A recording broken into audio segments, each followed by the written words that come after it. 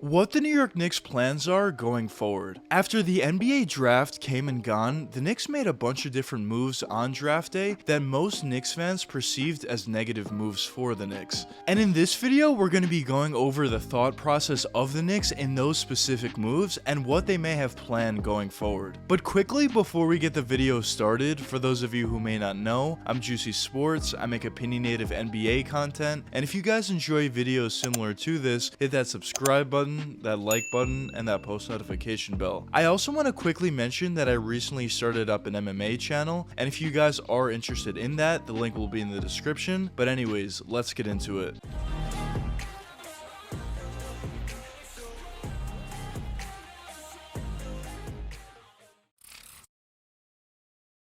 The New York Knicks have certainly made their fair share of poor decisions in the past. Whether you talk about giving Joakim Noah $72 million to play for them, or you talk about the Knicks trading for Carmelo Anthony when they could have just waited till the offseason and got him in free agency, it's pretty clear that the Knicks have made bad decisions for a long time now. And going into this NBA draft, most Knicks fans realized that the Knicks needed a point guard and wanted the Knicks to trade up to the number 4 or 5 position and draft Jaden Ivey. But once it was clear that the Knicks were trying to do so and just weren't able to, or weren't willing to give up what they would need to in order to do so, it appeared that their plan B was to select Johnny Davis with the number 11 overall selection. But once Johnny Davis actually went one pick before at number 10 to the Wizards, the Knicks had to pivot once again, and their plan C move was what they actually did, which was trade away the pick and just make a bunch of different trades, which they did, and ended up getting 3 first-round picks in return. And in the process, they were able to unload Kemba Walker's contract to create some cap space for free agency. But after the Knicks made all those moves, a lot of Knicks fans and fans around the NBA really question it, not necessarily due to the fact that the Knicks got 3 first-round picks, but due to the fact that the 3 picks they were getting in return were protected picks, on top of the fact that the Knicks weren't going to select a player in this year's draft, at least in the first round. And although from the outside looking in, it definitely doesn't look like a good move whatsoever, in this video I'm going to be going over a few potential reasons why the Knicks made this move and their thought process behind it, and what they could potentially do going from here. Now, probably the first and main reason why the Knicks made this deal is after both Jaden Ivey and Johnny Davis went off the board, and those are probably the 2 guys they were looking at, they didn't necessarily love any other prospects in that point in the draft, and in their mind they thought rather than picking a player that they weren't necessarily 100% in on, it made a lot more sense to just trade away the pick and get some more assets in the future, especially for next year's draft, where next year's draft was perceived as a lot deeper, and basically in their mind they could just get a better player in next year's draft rather than wasting a pick this year. Now, another potential reason for why the Knicks made this deal is they could be looking to trade for stars in the future. Now, the first name that probably comes to your mind is Donovan Mitchell, as it's pretty clear that he's somewhat disgruntled in Utah, and the Knicks have been paired with Donovan in a ton of rumors in the past, and maybe the Knicks thinking for this trade is let's get as many assets as we possibly could in order to use those assets in a potential trade for Donovan, or even if they weren't necessarily looking at Donovan, or if that wasn't the trade that was going to happen in the future, maybe just having those assets in general is always a good thing, especially if you were looking at maybe potentially trading for a different star in the future. And of course, the more assets that you do have in terms of first round picks, the less players that you need to trade that the Knicks do have in their core. Now, the next and last potential reason for why the Knicks made this deal was in order to create cap space in order to sign a player in free agency. Now, there's been a ton of rumors, and it's been pretty clear that the Knicks are looking at Jalen Brunson and prepared to throw an $110 million offer at him. But even besides Brunson, creating cap space could definitely help them in other ways and signing other players in free agency as well. Now, if the Knicks want to go out and sign Jalen Brunson to that offer, they're most likely going to need to make another trade or 2 in order to create some more cap space, but this could potentially be the first trade that goes in the direction of that. Now, I personally don't love the fact that the Knicks needed to trade a first round pick in order to get off of Kemba Walker's contract, especially when they just signed him last year. But if the Knicks really do want to sign Jalen Brunson, of course that could be a potential reason for why they made this move. Now, although I'm definitely not as upset as a lot of other Knicks fans are about this trade, I still don't necessarily think this was a good deal by any means. But at the same time, I will say, if the Knicks are able to go out in free agency and sign Jalen Brunson and he turns into a phenomenal player for them, I wouldn't really be mad about this trade whatsoever, because this deal would have led to the signing of Jalen Brunson, and the fact that we didn't get a player in the first round would be kind of insignificant considering the fact that Jalen Brunson is most likely going to be better than any other player we would have drafted in the first round anyway. But of course, on the other hand, there still is a possibility that whatever player we would have drafted could have potentially turned into a very good player and maybe potentially a superstar, although obviously that wouldn't be very likely. And at this point, I would say the Knicks are in somewhat of an interesting situation where they are somewhat rebuilding and definitely have a pretty nice young core with guys like RJ Barrett, Emmanuel Quickley, Mitchell Robinson, Quentin Grimes even, Obi Toppin of course. But at the same time, they are acquiring assets in order to potentially trade for a disgruntled star, and are also trying to create some cap space in order to sign some really good players in free agency as well, like a Jalen Brunson. So although a lot of Knicks fans were very disappointed with this deal and aren't necessarily happy with Leon Rose whatsoever, I'm still personally confident in Leon Rose and do think the Knicks are in a pretty good position, honestly. Just due to the fact that they have a ton of assets and a ton of flexibility going forward. As well as, of course, it seems like they may have found their franchise guy in RJ Barrett. But for me, a really good free agency for the Knicks is if they were to sign Jalen Brunson in free agency, maybe not to a ridiculous contract, maybe getting him for $90 million. I don't necessarily know if that's realistic, but even if the Knicks did sign him for $100+ million, if he's really good for the team, obviously it doesn't necessarily matter all that much. And if he could help the Knicks make it back to the playoffs and do some damage once they do make it to the playoffs, obviously I would be extremely happy with that. Because it's pretty clear that the Knicks definitely have talent on their roster, they just need a point guard extremely badly. And if they were to get a guy like Jalen Brunson, I definitely think that would be a big positive for them. Now, if the Knicks were able to get a disgruntled star like Donovan Mitchell, I also would be obviously extremely happy. Obviously, I would be willing to give up basically anybody on the team. I wouldn't really want to give up RJ Barrett though, but at the same time, I don't necessarily know how him and Donovan would fit in together, so it's kind of a predicament. But if the Knicks were to sign Jalen Brunson and just continue to build through the draft and continue to build up the players that they currently have on their team right now, and those players just continue to improve as the years do progress, I definitely would be very excited about the Knicks' future. But of course, only time will tell what the Knicks do end up doing, and hopefully for their sake, they're able to make the right decisions in the long run, and not necessarily make some bad signings in free agency like they have done in the past, or not necessarily make some poor trades like they also have done in the past. But I guess we'll see what happens as time does progress. But anyways, let me know what you guys think in the comments. Do you think the trades that the Knicks made on draft day were poor ones, or do you not think so? But anyways, I hope you guys enjoyed the video, and if you did enjoy it, check one of these two videos popping up now, and until the next time, peace out guys.